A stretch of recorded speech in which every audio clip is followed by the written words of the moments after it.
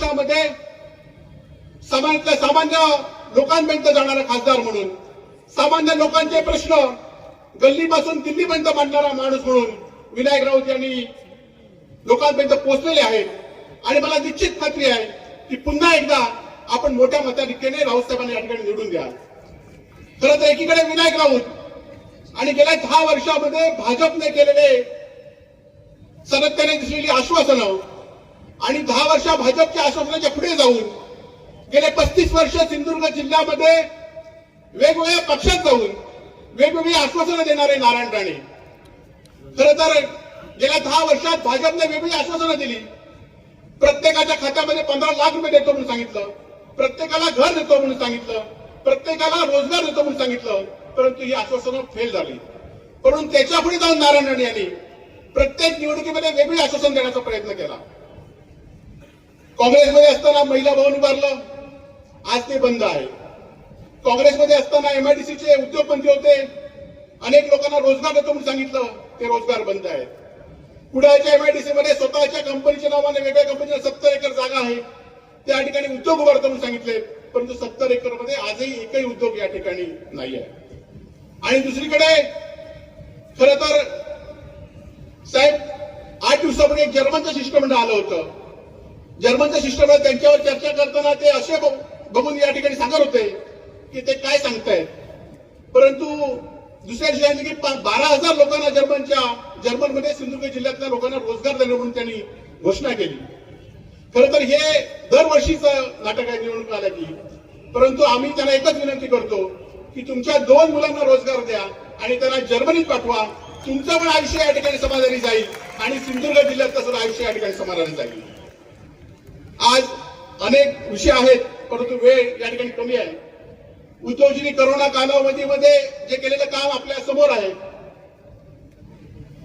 सिंधुदुर्ग जिल्ह्यावर आलेली अनेक निसर्गाची संकट असून देत, वादळ असून देत, त्यावेळी उद्योगजींनी मुख्यमंत्री असताना थोडक्या कालावधीमध्ये सरळ रस्ते दिलेली कोट्यवधी रुपयाची निधी आहे. परंतु हेच नारायण राणे या देशाचे केंद्रीय मंत्री होते, घोषणा मोठी केली, पण 1 रुपयाची कवडी सुद्धा सिंधुदुर्ग जिल्ह्यासाठी कोकणासाठी दिली नाही. हे सत्य या ठिकाणी आहे. आज खरं तर नारायण राणे सातत्याने सांगत असतात, सातत्याने उद्धवजी किंवा ठाकरे कुटुंबियावर शिवसेनेवर टीका करत असतात. परंतु राणेंचं अस्तित्व काय राहिलं आहे? खरं तर तुमचं नाव 13व्या यादीत आलं, म्हणजे शेवटचीच यादी होती. आज शिवसेनेत असताना तुम्ही पहिल्या नंबरला यादीत होतात, परंतु आज तुम्ही शेवटच्या बँचवर बसला, याची जाणीव तुम्ही या ठिकाणी ठेवा. राजापूरमध्ये सभा झाली. फडणवीसांनी सांगितलं की ह्यांना मोदींकडे बघून मत द्या. अमित शहानी सांगितलं मोदींकडे बघून ह्यांना मत द्या.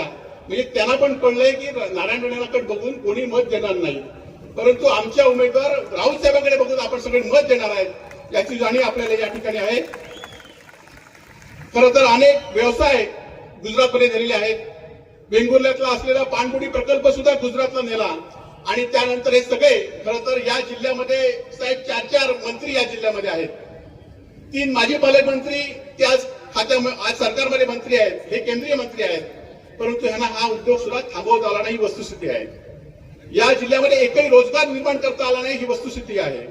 आणि म्हणूनच एका कार्यक्रमाला हे 4ही मंत्री गेले होते. त्यातले 3 माजी पालकमंत्री होते, नारायण राणे, उदय सामंत आणि दीपक केसरकर. खरं तर त्या लोकांनी बाहेर लिहिलं होतं की नवीन पालकमंत्र्यांचं मनपूर्वक स्वागत आहे आणि 3 या आधीच्या मंत्र्यांना जमलं नाही ते ह्यांनी केलं. खरं तर या 3ही मंत्री निष्क्रिय झाले, म्हणून सिंधुदुर्ग जिल्ह्यातला बाहेरचा मंत्री या जिल्ह्यामध्ये आणावा लागला. आज यांचे प्रचार प्रमुख कोण? गोव्याचे राज्याचे मुख्यमंत्री. आज यांच्या प्रचाराची जबाबदारी कोणाची? मुंबईत आलेल्या भाजपच्या कार्यकर्त्यांची. म्हणजे या जिल्ह्यामध्ये आता नारायण राणेंकडे त्यांना कळून चुकलंय की नारायण राणे या जिल्ह्यामध्ये विजय मिळू शकत नाही. खरं तर 2 निवडणुकीमध्ये आपण सर्वांनी त्यांचा राज्याचे उद्योगमंत्री असताना पराभव केलाय. येणाऱ्या निवडणुकीमध्ये सुद्धा त्यांना केंद्राचे उद्योगमंत्री असताना पराभव करण्याची संधी आपल्याला मिळाली आहे. ती संधी आपण या ठिकाणी करूया. आज खरं तर